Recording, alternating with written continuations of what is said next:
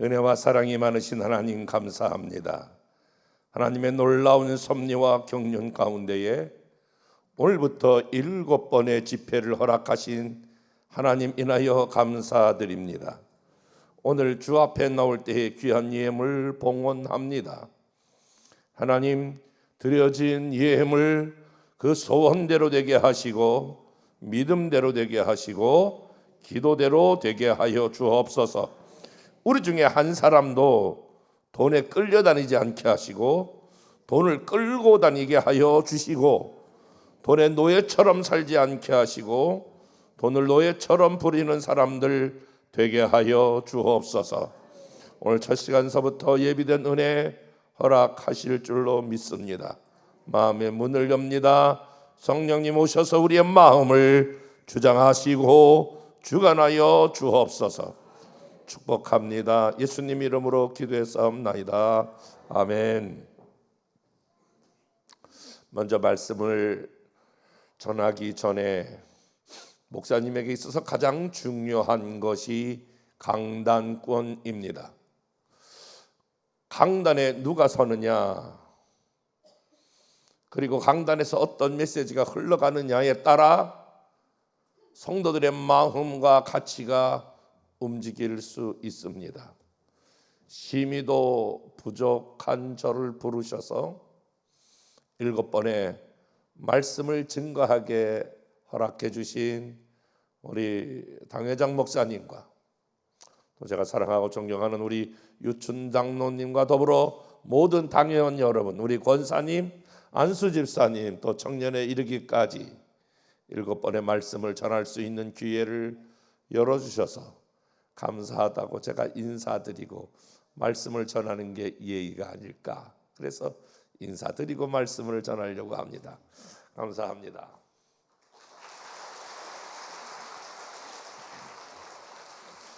제가 여러분 교회를 위하여 준비하며 기도하다가 받았던 응답 하나를 말씀을 드리고 한 가지 부탁의 말씀을 드리며 말씀을 시작하려고 합니다.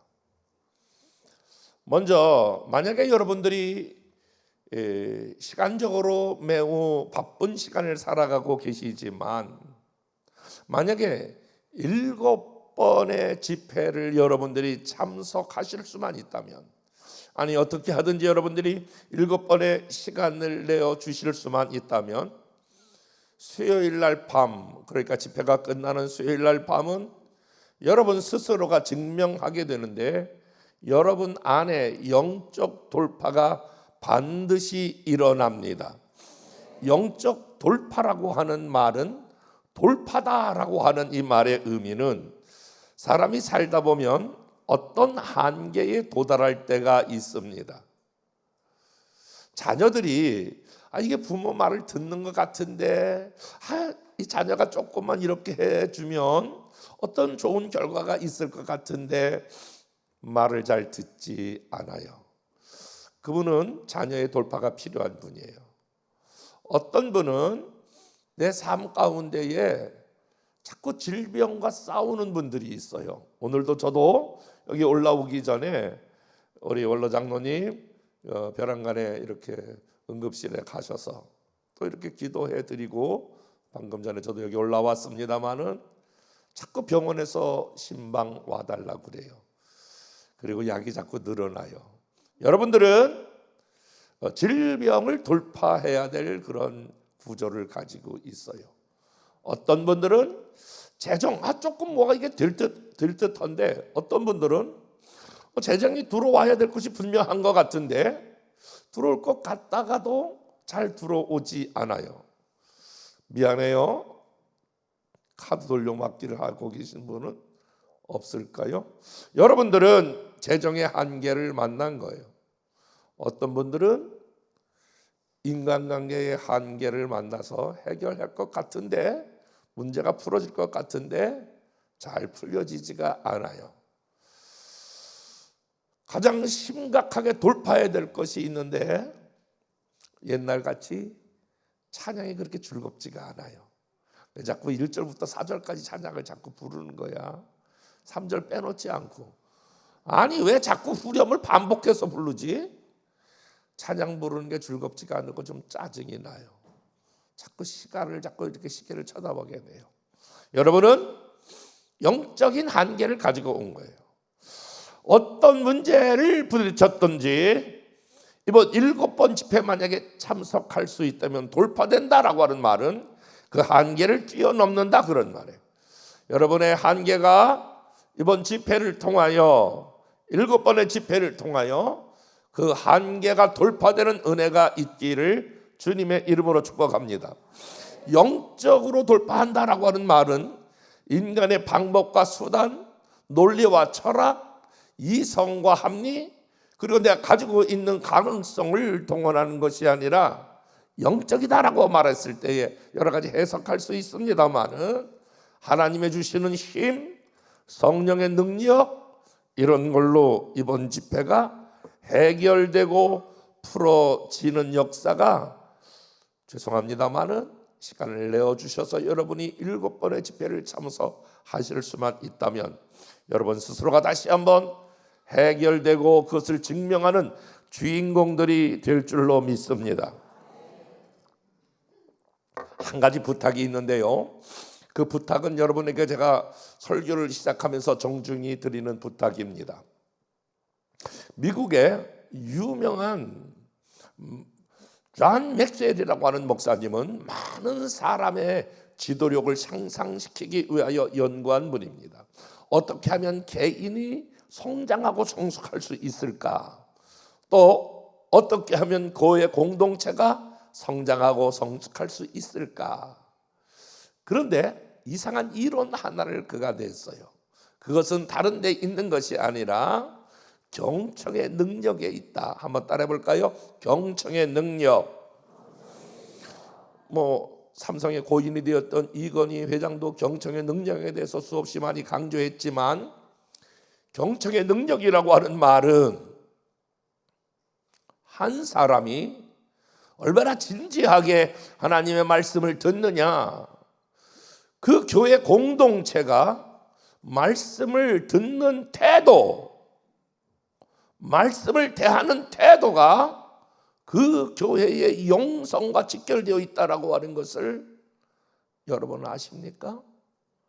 존 맥스웰은 그렇게 말하고 있어요. 제가 여기 와서 깜짝 놀란 것 중에 하나가, 거의 여러분들이 4명 고개만 이렇게 약간 흔들흔들하고 고개 자체도 안 움직여. 그 얘기는 뭐냐면 여러분들이 말씀을 듣는 태도가 굉장히 진지하고 굉장히 훌륭하시다라고 하는 거예요. 아멘 안 할래요? 이상하네.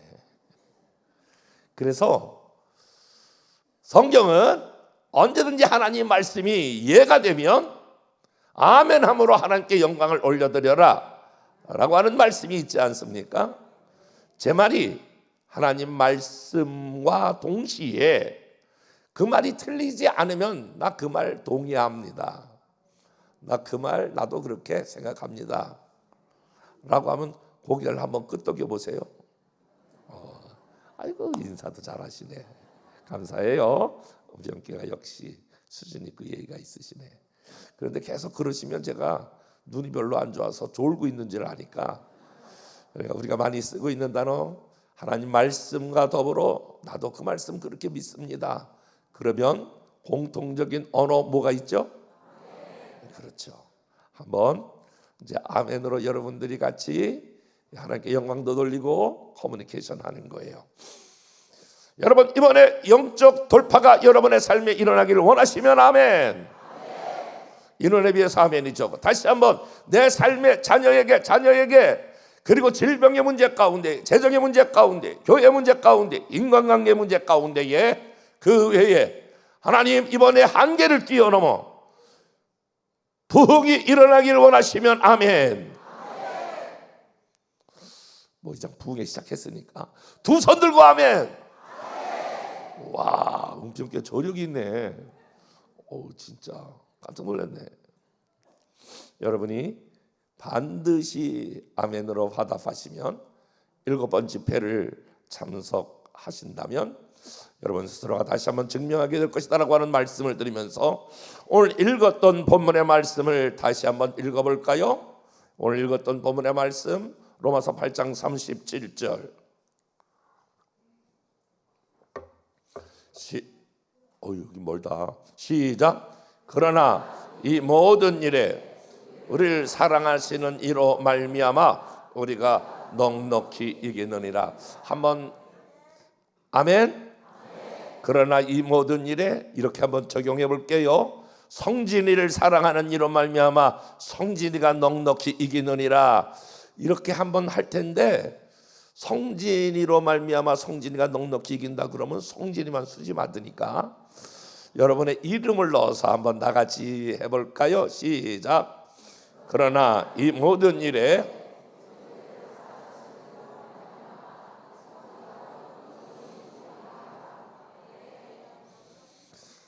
할아버지 방구 빠져나가는 것 같이 들렸어. 다시 한번 또박또박 시작. 그러나 이 모든 일에 사랑하시는 일로 말미암아 그러니까 넉넉히 이기느니라. 아멘. 예. 여러분이 지금까지 살아오시면서 하나님에 대해서 궁금한 게 있을 거예요. 하나님에 대해서 궁금한 게 있을 터인데, 아마 지나간 과거는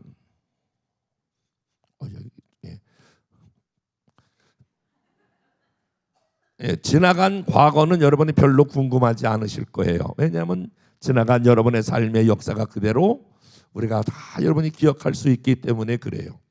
오늘이라고 하는 이 현재는 지금 오늘 여러분들이 예배에 나오셨기 때문에 큰 문제가 없을 거예요. 여러분들이 만약에 하나님에 대해서 질문할 수 있는 한 부분이 있다면 여러분 이렇게 질문하지 않을까요? 하나님, 나의 노후는 어떻게 될까요? 나의 미래는 어떻게 되죠? 우리 자녀들의 미래, 자녀들의 앞날은 하나님 어떻게 인도하실 거세요? 여러분의 직장, 여러분의 사업 궁금하시지 않을까요? 은평교회 금년 한 해 하나님께서 금년 한 해 은평교회를 어떻게 인도할 것인가 궁금하시면 아멘. 저도 궁금해요. 하나님, 나의 노후는 어떻게 되죠? 제가 끊임없이 질문했던 질문이에요.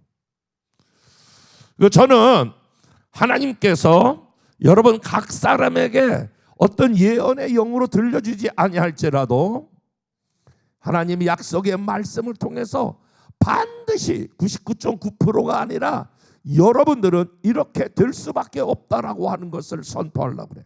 여러분의 금년에, 여러분 은평교회의 미래, 여러분의 앞날, 이 시대가 그야말로 폭풍우 전야처럼 여러 가지 면에 어렵고 힘든 시기를 보내고 있지만 여러분의 교회, 여러분의 자녀, 여러분의 직장, 여러분의 모든 재정 반드시 이렇게 될 겁니다. 그것이 오늘 읽었던 로마서 8장 37절 말씀대로 되어집니다. 이는 우리를 사랑하는 이로 말미암아, 따라해 볼까요? 넉넉히 이기느니라. 다시 한번 넉넉히 이기느니라.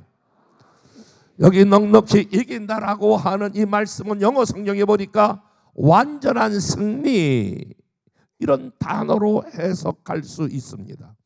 그러니까 여러분들은 지금 첫 번 설교를 들으면서 금년에 여러 가지 환경을 따라, 상황을 따라, 문제를 따라 여러분들을 진단하지 말고 여러분의 미래는, 교회의 미래는 어떻게 되어지게 되었냐면은 하나님을 사랑하는 이로 말미암아 여러분들은 넉넉히 이기는 사람, 아멘 해봐요.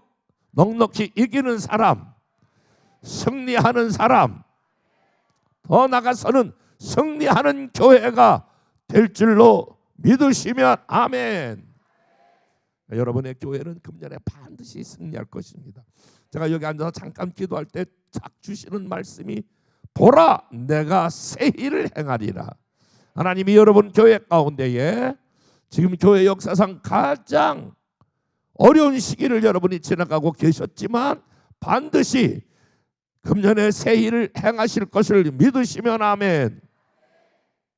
여러분, 사람은요 사실 무엇을 확신하고 사느냐에 따라 그 사람의 미래가 결정됩니다. 성경에 보면 사사기에 이런 장면이 나오거든요. 기드온의 300용사와 기드온을 둘러싸고 있는 미디안의 연합 군대가 전쟁이 일어나요. 그러니까 성경은 뭐라고 말하고 있냐면 300용사와 이들을 둘러싸고 있는 미디안 연합 군대의 수가 메뚜기처럼 죽다 하더라. 많은 메뚜기 떼처럼 많은 숫자가 이 기드온 용사를 둘러싸고 있다는 거예요. 그러니까 피타고라스의 정의에 의하면 고대의 전쟁, 또 전쟁은 숫자의 전쟁이다. 그러니까 숫자가 많은 그러한 나라가 이기는 거예요. 그런데 어느 날 기드온이 이 미디안 연합 군대가 어떻게 하고 있나 정탐을 바알을 데리고 나가요. 그런데 두 사람이 꿈을 꾼 거예요. 두 명의 군인이 꿈을 꿨는데 한 명이 꿈 이야기를 하는 거예요. 야 말이야, 어저께 내가 꿈을 꿨는데 벼랑간에 윙 하고 보리떡 하나가 날라왔어. 그 얘기를 듣고 있던 친구가 그래서 그런데 우리의 장막, 우리 텐트를 빵 친 거야. 그 텐트가 무너졌거든.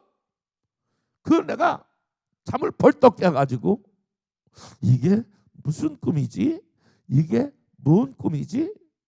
여러분, 우리나라 속담에 꿈보다 뭐라고요? 해몽.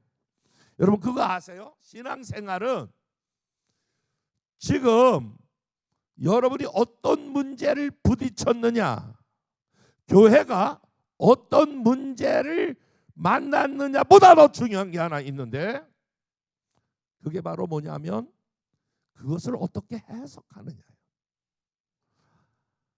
옆에 사람과 인사해 볼까요? 신앙생활은 해석이다. 시작.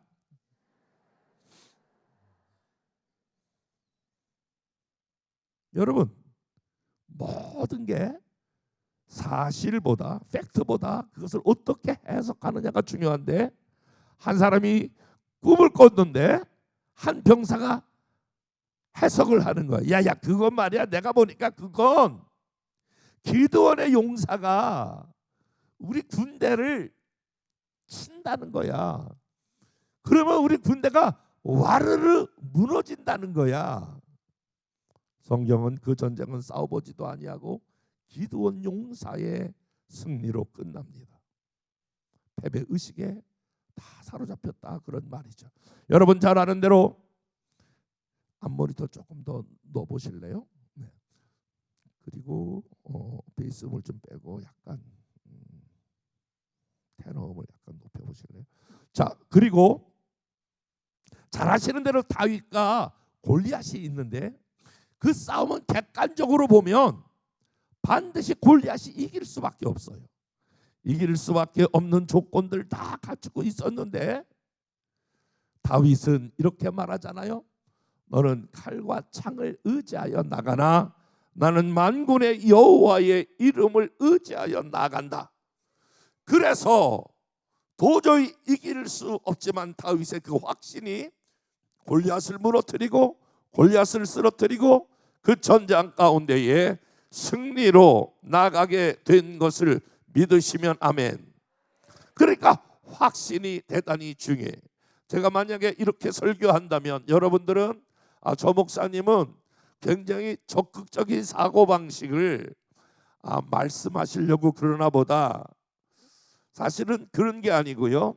제가 말씀으로 금년에 여러분의 교회가 반드시 승리할 수밖에 없는 비밀을 여러분에게 말씀드리려고 그러는데 바로 로마서 8장 28절 말씀 때문에 그래요.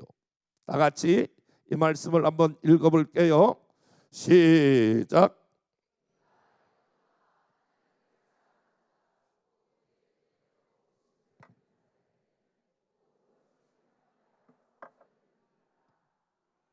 여기서 중요한 거는 한번 따라해 볼까요? 우리가 알거니와. 여기서 안다라고 하는 단어예요. 자, 우리가 알거니와, 여러분들은 뒷부분을 강조하실 수 있겠죠? 하나님을 사랑하는 자, 곧 그 뜻대로 부르심을 입은 자들은 모든 게 합력하여 선을 이룬다. 그런데 우리가 알거니와, 요 안다라고 하는 이 단어는 머리로 아는 게 아니에요. 지식적으로 아는 게 아니에요. 만약에 여러분들이 200가지가 이렇게 널려 있는 뷔페에 초대했다면, 야, 이건 맛있겠다. 그건 여러분이 머리로 이해하는 거예요. 그것과 실제적으로 음식을 맛보아 아는 거는 차이가 있는 거예요. 여기서 우리가 알거니와 라고 하는 말은 경험적으로 아는 걸 의미해요. 그런데 우리가 알거니와, 여러분 대답해 보실래요? 아멘 해 보실래요? 하나님을 사랑하시면 아멘. 여러분이 그의 뜻대로 구원받았으면 아멘. 그리고 그의 뜻대로 살아가길 원하시면 아멘. 그런 사람은 모든 것이 합력하여 선을 이루신다, 그런 거예요. 그런데 이 말씀 앞절에 로마서 8장 26절 말씀을 보시면 말씀이 이렇게 기록하고 있어요. 다 같이 한번 읽어볼게요. 시작. 이와 같이 성령도 우리 연약함을 도우시라니 우리는 마땅히 기도할 바를 알지 못하나. 한번 따라해 볼까요? 알지 못하나. 다시 한번 알지 못하나. 바울은 지금 로마 교회를 향하여 이렇게 말해요. 우리가 살아가면서 알지 못하는 게 있다는 거예요. 그런데 28절 우리가 안다, 두 절 건너서는 우리가 알거니와 그렇게 말하고 있어요. 그러면 무엇을 알지 못하는 것이며 28절 무엇을 안다라고 하는 말일까요? 사실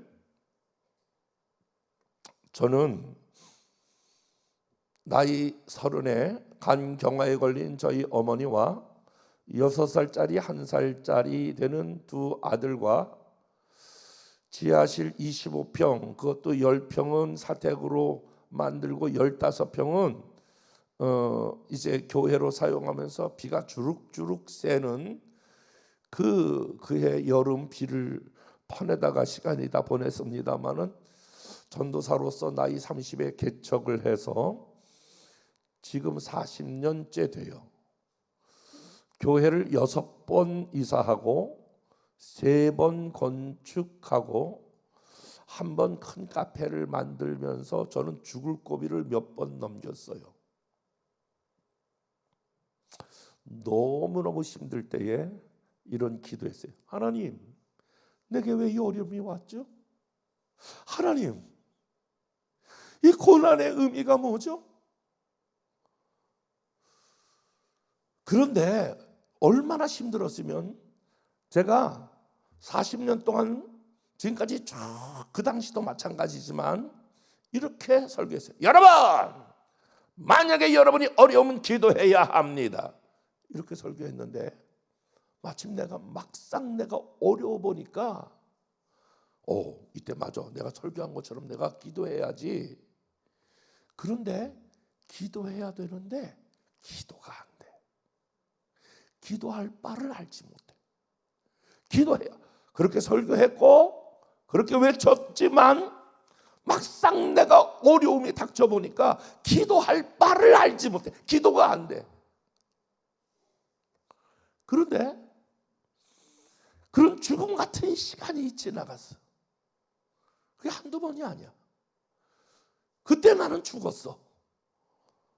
내 이름, 내 명예, 내 경험 모든 건 다 죽음 같은 시간이 지나갔는데 지나고 나서 지금 보니까 28절 말씀이 아멘이야. 우리가 알거니와.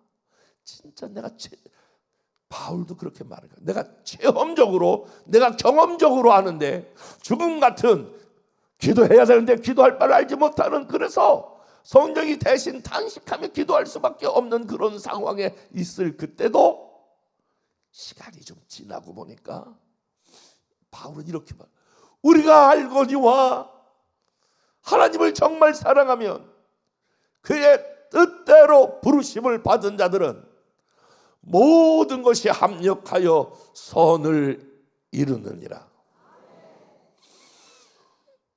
그 말씀 제가 시간이 지나고 나니까 아멘, 아멘.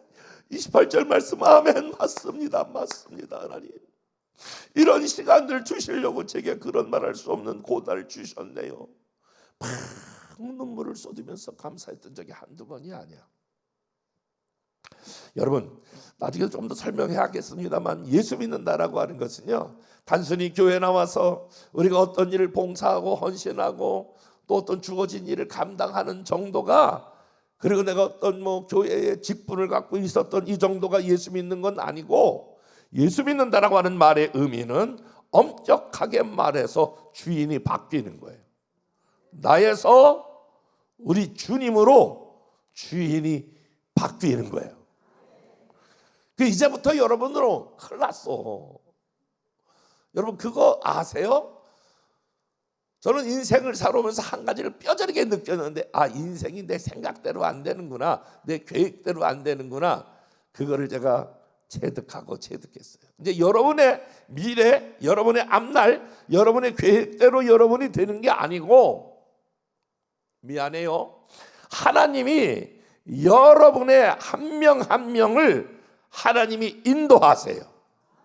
주님이 인도하세요. 더 크게 해봐. 하나님이 인도하세요. 주님이 인도하세요. 여러분을 뜻대로 인도하는 게 아니고 하나님 그분의 뜻대로 여러분을 인도하세요. 그런데 늘 평탄한 길, 고속도로를 가듯이 하이웨이를 달리듯이 가는 게 아니고, 미안해요, 비포장길도 가게 되네요. 깊은 수렁의 길도 빠지게 되네요. 하나님이 그런 길로 우리를 인도하셔. 그런데 나중에 보면 그 깊은 수렁도 비포장길도 나중에 보면 다 그게 우리 인생에서 필요해서 하나님이 주시는 거야. 그래서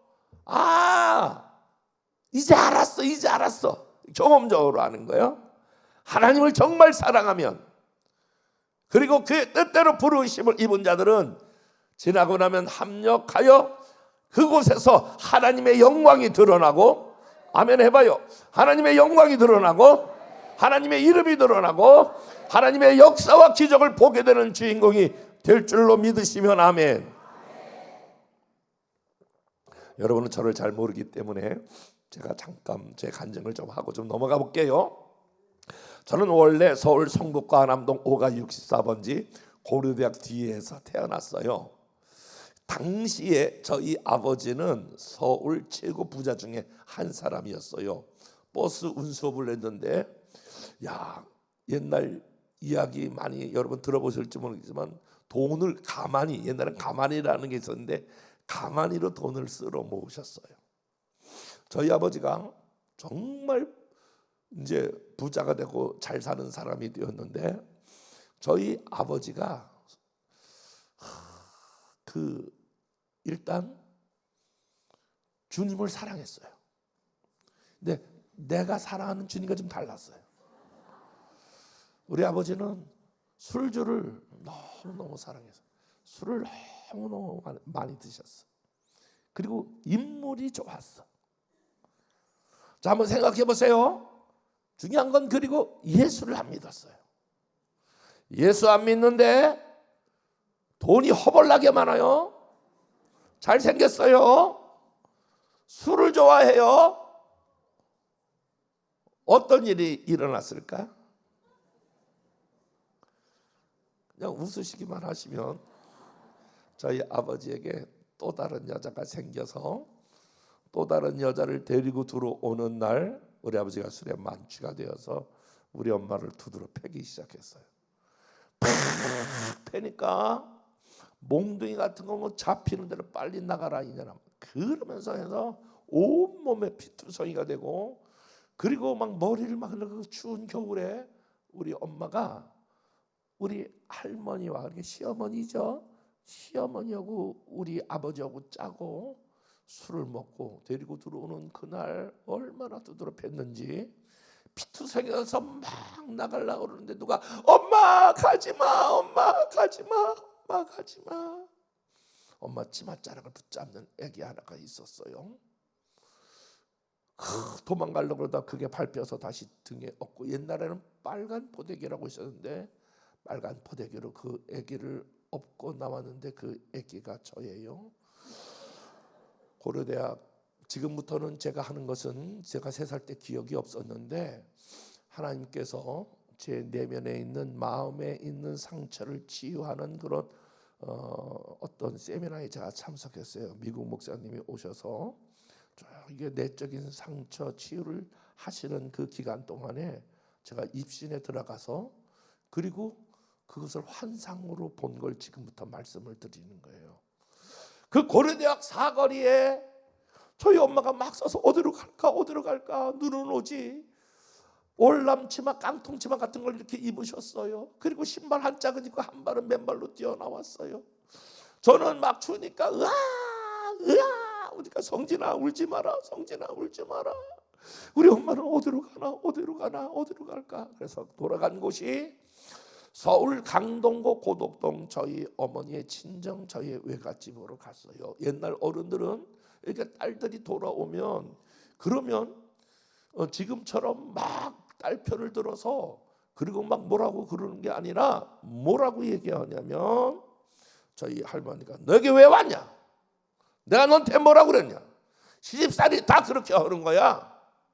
규모가 3년, 눈 멀어 3년, 벙어리 3년. 내가 그렇게 말하지 않냐? 너 부부 싸먹고 쪼록 쫓아오면 되겠냐? 빨리 돌아가라. 어머니 그게 아니에요. 제 얘기 좀 들어보세요. 어머니 뭐가 아니냐? 다 그러고 시집살이 하는 거야. 우리 할머니가 묻지도 않고 딸을 돌려. 어머니 그게 아니에요. 내 얘기 들어보세요. 뭐가 아니냐? 빨리 돌아가라. 우리 엄마가 사정했어요. 어머니 제 얘기 좀 들어보세요. 뭐냐? 해봐라.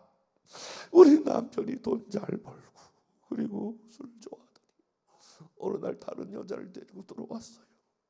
그리고 저를 이렇게 두드러 팼어요. 제가 더 이상 견디지 못해 나오는데 성진이가 엄마 가지 말라고 해서 성진이 들쳐업고 여기까지 왔어요.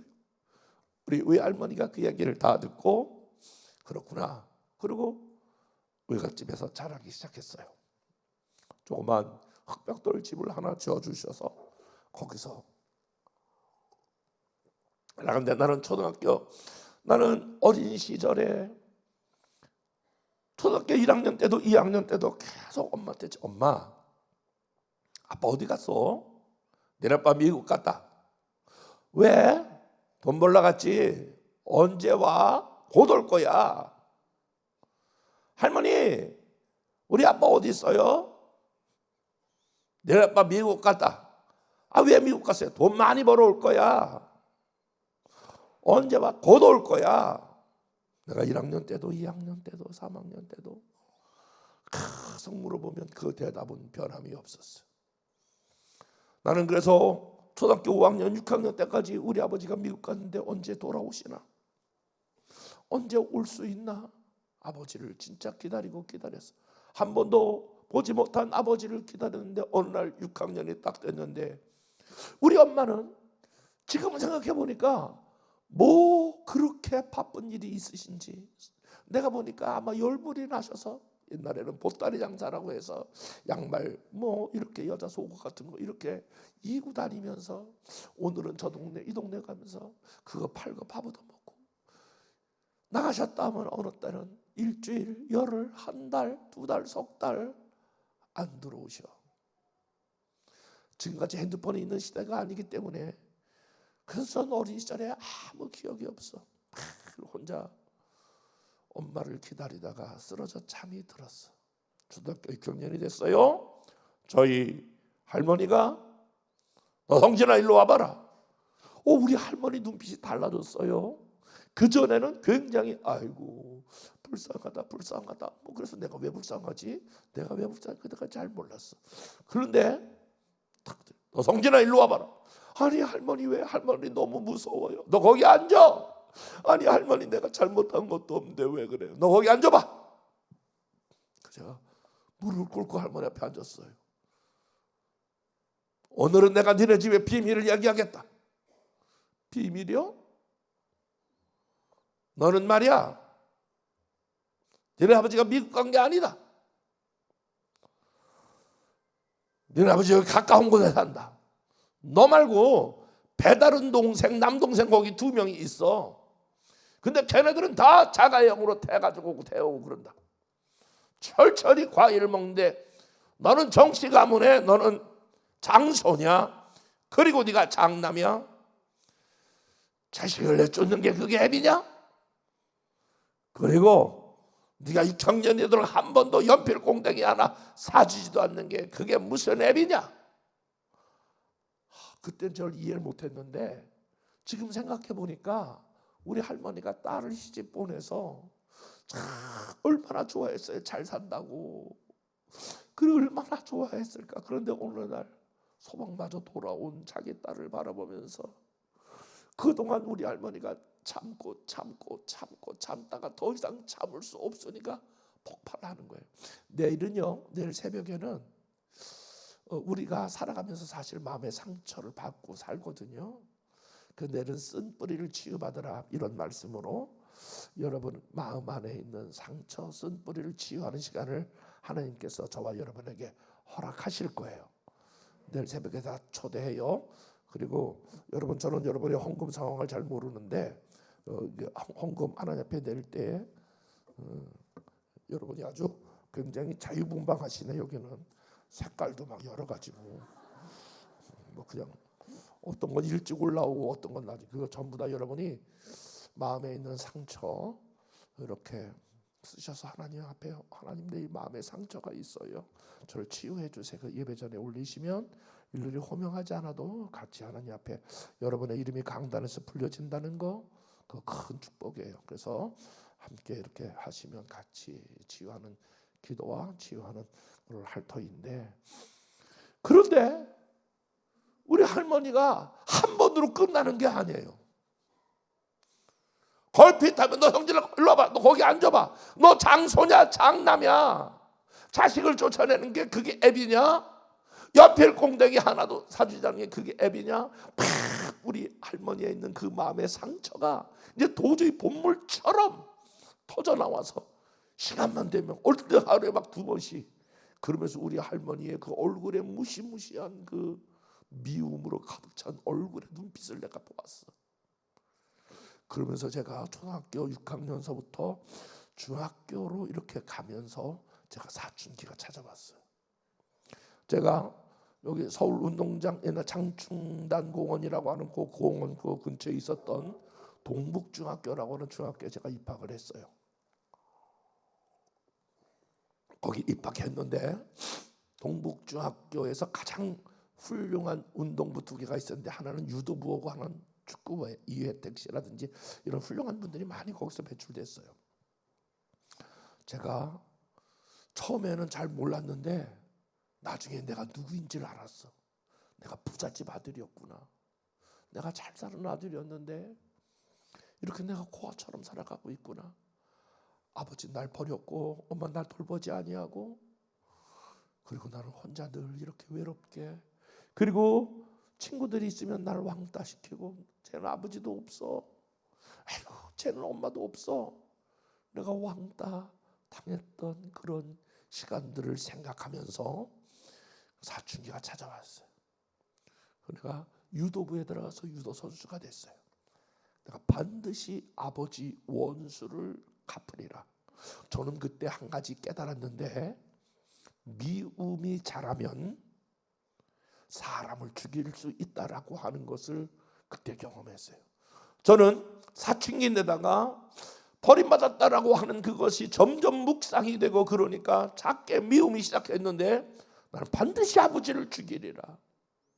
그건 아비도 아니다. 우리 할머니는 그건 애비도 아니다. 그게 무슨 애비냐? 너는 애비를 복수해야 된다. 그 제가 중학교 내내 운동을 했는데, 여러분 옛날에 이런 단어가 있었어요. 헝그리 정신이라고. 똑같이 운동을 해도 굶주린 배를 채우기 위해서 운동하는 선수와 그냥 이게 취미 정도로 하는 선수하고는 벌써 여러분 도복 묶는 게 달라. 저는 달랐어요. 진짜 얼굴에 살기가 있었고 그 전국체전에 그런 데 가서도 제가 계속 우승을 하면서 고등학교까지 운동으로 내가 언젠가 찾아가진 않지만 우리 아버지가 날 만날 때가 있을 것이다. 그러면 내가 어머치기 누르기 조르기 꺾기 이걸로 내가 반드시 복수하리라. 복수심이 있었어요. 고등학교 1학년 됐어요. 여름에 수련회를 갔어요. 수련회가 쫙 이렇게 열리는데 그때 막 나왔던 노래가 여러분 조개 껍질 묶고 그녀의 목에 걸 저 별은 나의 별 저 별은 너의 별. 내가 목소리가 좀 괜찮으면 부를 텐데 목소리가 많이 깔아져. 그런데 그런 노래가 나오다가 우리 전도사님이 그렇게 시작하다가 이제 처음 그때 나왔던 노래가 내게 강 같은 평화에서 내게 강 같은 평화 내게 바다 같은 사랑 내게 샘솟는 기쁨 막 그 찬양을 하는데 배란간에 배에서 부글부글 진짜 뭐가 막 부글부글 끓는 거야. 그 내가 찬송 부르다 말고 전사님 나 잠깐 갔다 올게 빨리 갔다 와. 그래서 내가 개울을 건너 바지를 내렸어요. 그런데 이게 밑으로 나오는 게 아니고 뭐가 이렇게 부글부글들이 위로 하나 탁 터져 나오는데 그게 아버지라고 하는 단어였어요. 저는 난생 처음 고등학교 1학년 때 아버지라고 하는 단어를 불렀는데 나는 아버지라고 하는 단어는 듣기도 싫을 뿐더러 그 아버지 단어가 혐오감을 느끼고 있었는데 아버지 내가 입을 틀어막았어. 근데 다시 아버지 그래서 내가 입을 막 양손을 틀어막았어.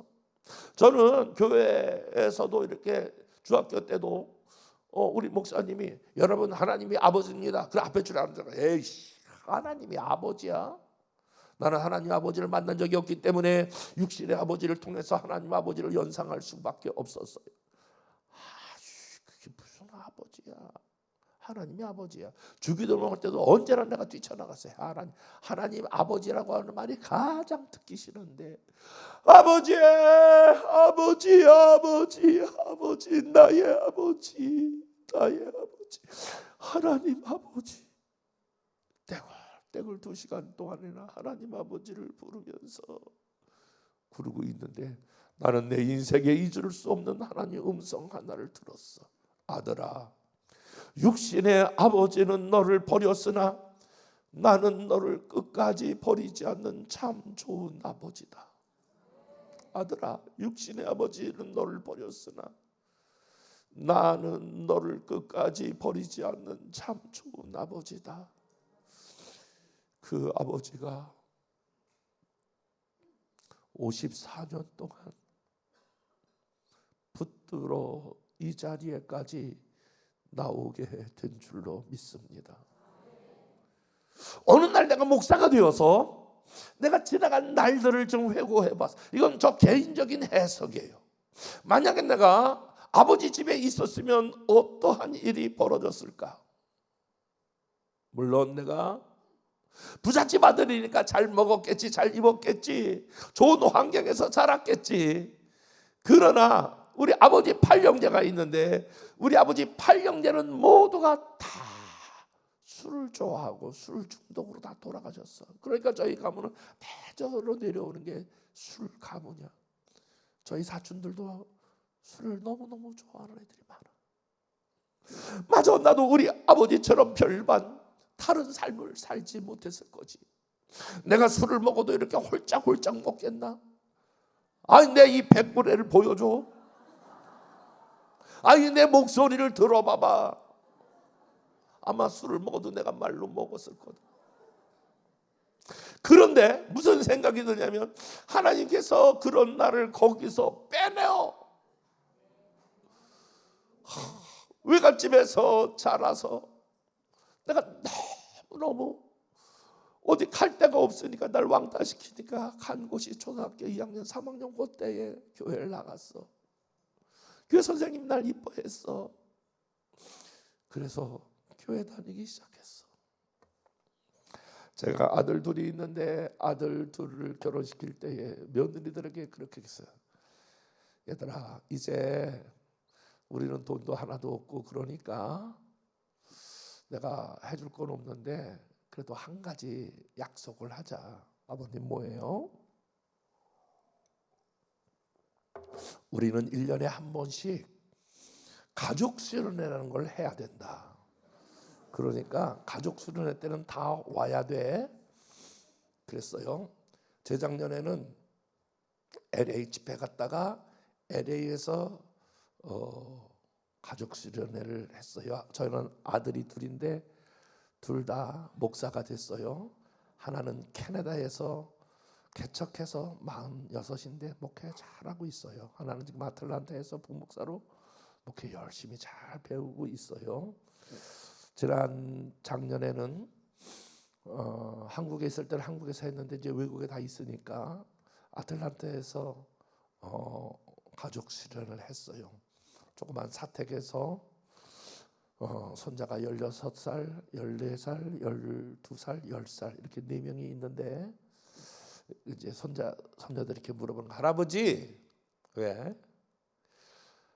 우리 아빠가 어떻게 목사가 됐어요? 목사님 됐어요? 물어보는 거예요. 그래. 그래서 제가 조금 이런 얘기를 쭉 했어요. 말이야. 할아버지가 부잣집 아들을 태어났거든. 근데 막 이렇게 쫓겨났거든. 그래가지고 막 이렇게 해가지고 그래서 만났거든. 우리 할아버지 어이구 너무 불쌍하다. 말로만 그러면 뭐하니? 아니 그럼 우리가 어떻게 해요?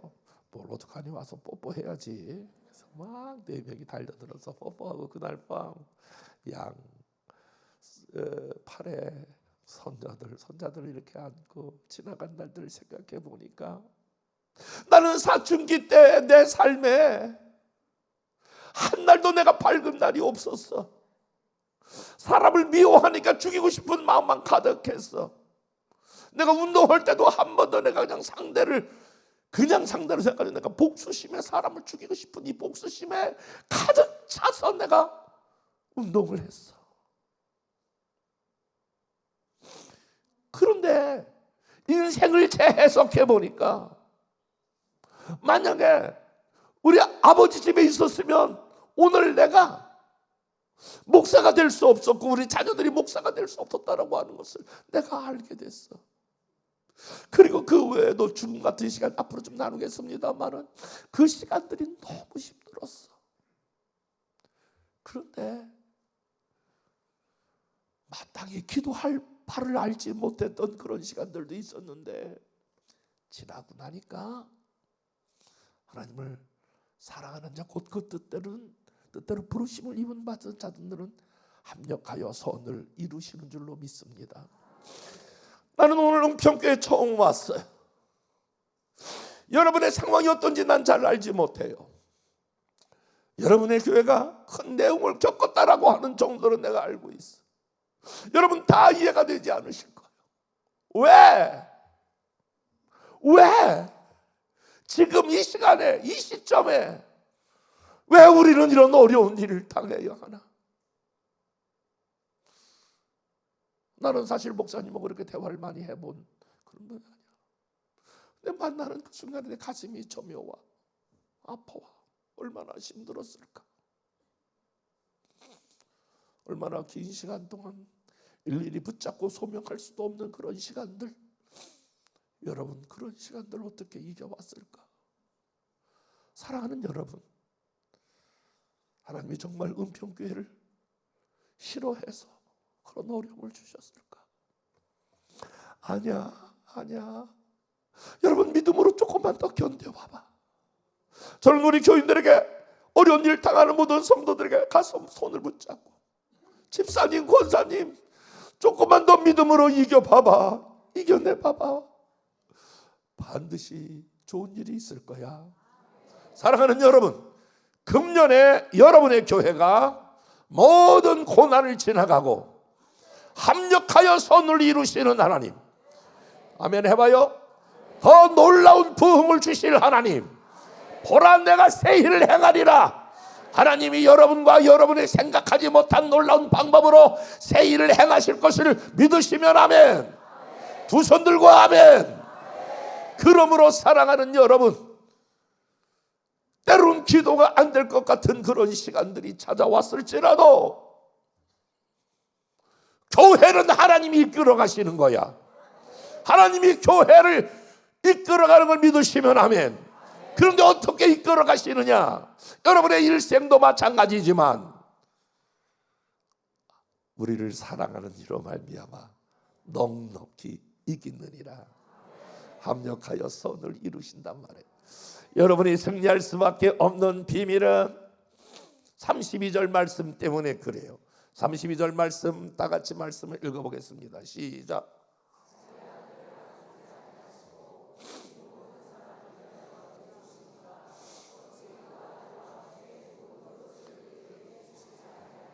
자, 모든 것을 우리에게 주시지 아니하겠느냐? 이 말은 주신다는 거예요, 안 주신다는 거예요? 어떻게 주신다는 걸 알 수 있죠? 다시 한번.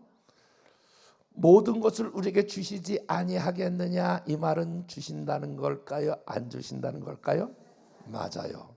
그런데 무엇을 보면 주신다는 걸 알 수 있을까요? 그렇죠. 맞아요. 역시 우리 영평교회 수준이 있어요. 예, 아들을 아끼지 아니하고 주셨기 때문에 모든 것을 주신다, 그런 말이에요. 권사님이세요? 사모님. 아유, 죄송합니다. 일단 사모님 처음에 이렇게 지명, 내가 너를 지명하여 불렀나니 이렇게 이제 사모님 맨 앞에 앉으셔서 이렇게 은혜를 받으시네. 만약에 하나님께서 사모님에게, 난 유교 사변입으로 또 사모님 이렇게 하는 거 처음이네. 맨 앞에 앉으셔서 하나님께서 사모님에게 통장에 100억을 주셨다고 생각을 해봐요. 사모님, 제가 부탁이 하나 있는데, 제가 놀랄 만한 이야기를 하는데 사모님이 안 놀래면 내가 놀래. 그러니까 놀래는 척을 좀 해보세요. 액수를 올려서 사모님에게 하나님이 1,000억을 주신다고 생각을 해봐요. 미안해요. 사모님 믿음이 1,000억인 걸 몰랐네요. 이제 이렇게 놀래시네. 이거 죄송해요, 사모님. 1,000억을 주셨어요. 1,000억을 주셨는데 하나님께서 진짜 통장에 1,000억을 이제 넣었어요. 듣기만 해도 기분이 너무 좋아. 근데 하나님이 이게 10,000원이에요. 10,000원? 이거 10,000원 우리 사모님에게 줄까? 이거 아까워서 어떻게 줘 이거를? 이거 너무너무 아까운데 이거 10,000원을 내가 어떻게 줘? 이미 1,000억을 줬어. 이거 10,000원 너무너무 아까운데? 그리고 안 주실까요? 주실까요? 어떻게 알아요? 1,000억을요. 사모님은 그냥 커피 한 잔. 아이고 죄송해요.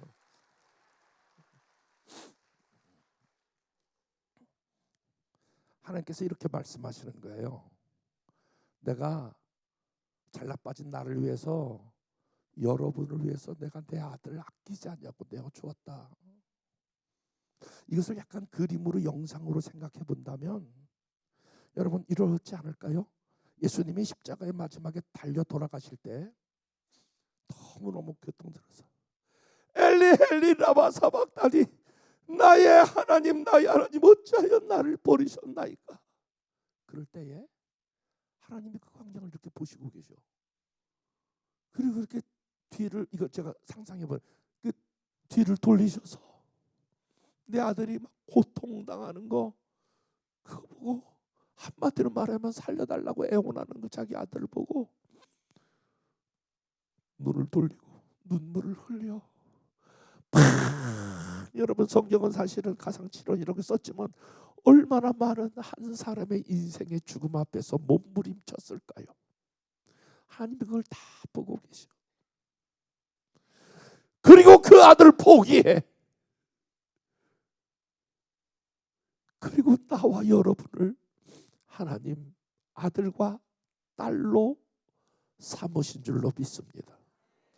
하나님은 여러분들이 어떤 대학을 나왔느냐, 어떤 직장을 다니고 있느냐, 몇 병 아파트에 사느냐, 몸이 건강하냐, 그런 거 안 보고 내 아들을 십자가에서 죽게 하고 대신 양자 삼은 내 아들, 똑같이 예수님같이 여러분 하나님께서 여러분 한 사람은 저기 내 아들 포기하고 내가 다시 양자 삼은 내 아들 내 딸이 저기 있구나. 그 하나님의 마음이 미안해. 하나님의 마음이 여러분에게 전체가 다 와 있어. 아멘 해봐요. 그 하나님이 이렇게 야, 내가 지금 1,000억을 내가 비유했는데 여러분 1,000억 줄 테니까 여러분의 아들 죽일 사람 있으면 나와봐. 내 아들 아끼지 않냐고 내가 너에게 주었는데 무엇이 아깝다고 내가 너에게 주지 않겠느냐. 이거는 하나님 가슴이 펄펄펄 달아올라. 뭐 주시고 싶어서.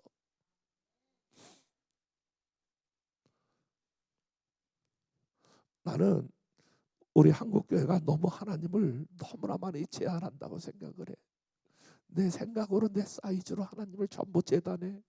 그러니까 하나님이 일할 수 없는 거야. 사랑하는 여러분, 제가 그래도 이렇게 부흥회를 여러 개를 섬겨보니까 모든 한국교회 보면 세계교회가 한 가지 놀라운 게 있는데 다 이렇게 발달된 게 하나 있는데 여러분 이런 영상이라든지 이런 모든 시스템 조직 성경 공부 찬양 다 여러분 그 옛날보다 훨씬 더 발전되고 업그레이드 돼 있어. 옛날에 우리 주일학교 가르칠 때는요 이렇게 창호지에다가 이렇게 찬송가 써가지고 궤도 넘기면서 찬송 배웠던 때 그때를 생각하면 그리고 주부 만든다고 막 그렇게 가리방으로 막 긁어가지고 프린트했던 그런 시절이 있었거든요. 여러분 지금은 얼마나 발달됐는지 몰라. 그런데 결정적으로 저희가 잘할 때에 저희가 한창 이렇게 은혜 받고 막 할 때보다 한국교회가 현저히 떨어지는 게 하나 있어. 그거는 모든 교회가 거의 동일해. 그게 여러분 뭔지 아세요? 기도가 옛날 같지 않아. 옛날 어른들은 딱 앉으면 1시간 2시간 기도줄을 잡는다 그러잖아요. 딱 앉으면 기도하는 게 어렵지가 않았어. 지금은 통성기도 시켜보면요 5분 10분도 못해가지고 기도도 부르짖지도 못하고 간구하지도 못하고 기도가 흐물흐물흐물해.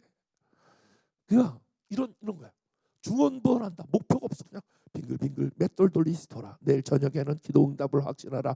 이런 제목으로 100% 기도응답으로 여러분 초대할 거예요. 여러분 내일 저녁도 사모하여 나오시길 바랍니다.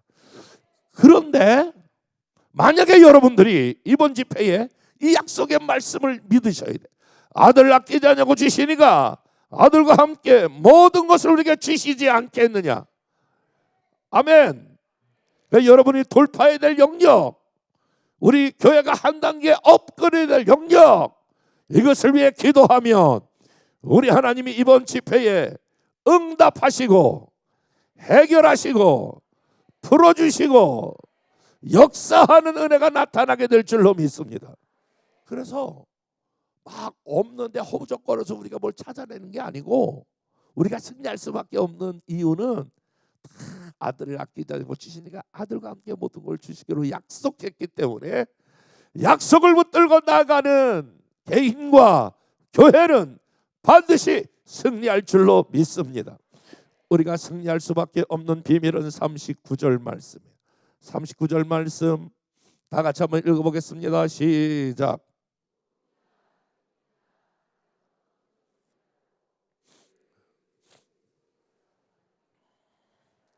한번 따라해볼까요? 하나님 사랑에서 끊을 수 없느니라.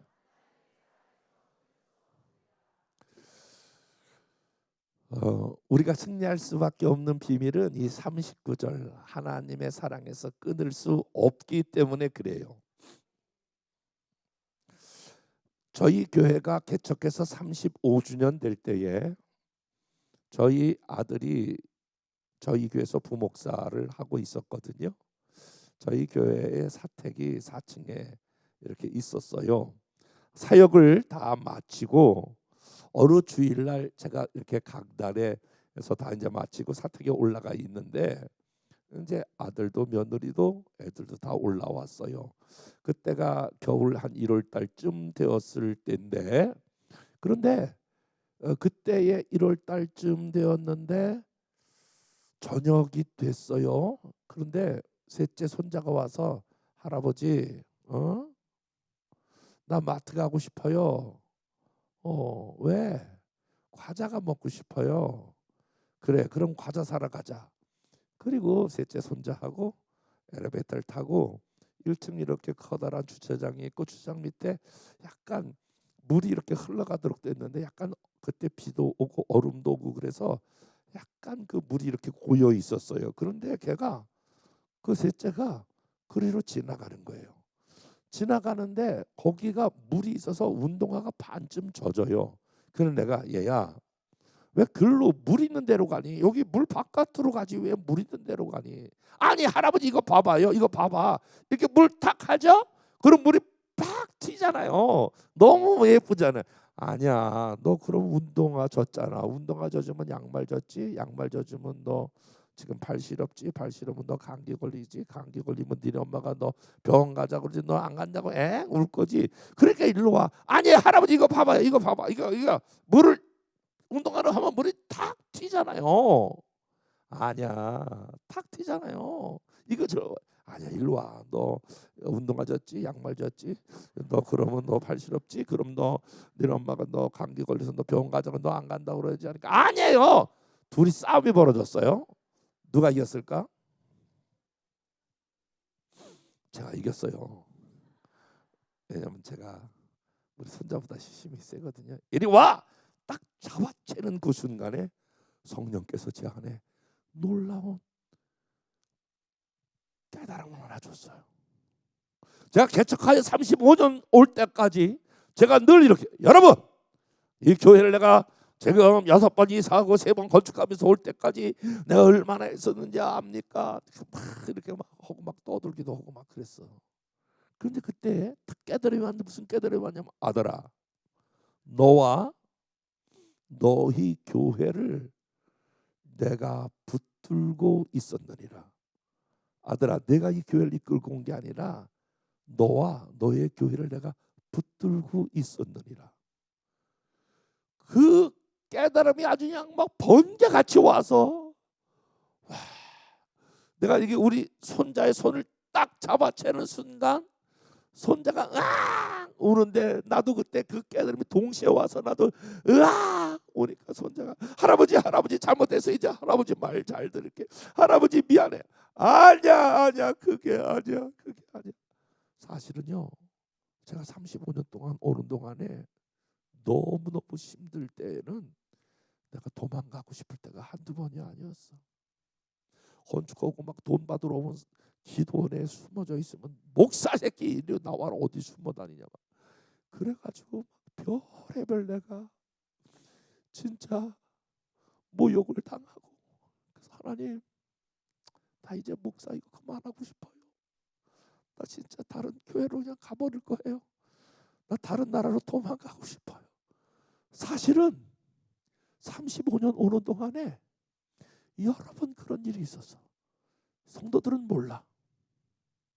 제 40년 목회를 딱 한 단어로 말한다면 강단에선 소리치고 강단 밑에선 울었어. 하나님 나 어떻게 해요? 나 너무 무서워요. 나 이거 감당할 수 없어요. 그걸 내가 외적으로는 여러분 내가 35년 교회를 이끌어오는 동안에 이렇게 했는데 아들아 너와 너의 교회를 내가 이끌고 왔느니라. 성경은 이렇게 말해요. 우리가 승리할 수밖에 없는 비밀은 우리가 대단해서 아니에요. 우리가 엄청나서 그런 것이 아니에요. 하나님 이렇게 약속해요. 내 삶 가운데 환난이냐 위험이냐 적신이냐 칼이냐 어떤 것도 하나님의 사랑에서 끊을 수 없느니라. 저와 여러분이 대단해서 여러분 솔직히 얘기해 볼까요? 어려울 때에 어떻게 시끄러우니까 나도 그만둘까? 혹시 마음이 흔들리지는 않으셨어요? 어려울 때에 여러분이 포기하고 싶지는 않으셨어요? 힘들 때에 주저앉고 있지는 않으셨어요? 어떻게 여러분이 이 자리까지 오시게 됐어요? 하나님 이렇게 말씀, 어떤 경우도 나는 내 사랑에서 너를 놓지 않으리라. 여러분, 우리가 앞으로 살아가는 동안에 우리는 또 어떤 어려움이 올지 몰라요. 그러나 중요한 거는 어떤 경우도 하나님이 저와 여러분과 여러분의 교회를 붙들고 있으므로 저와 여러분은 반드시 승리자가 될 줄로 믿습니다.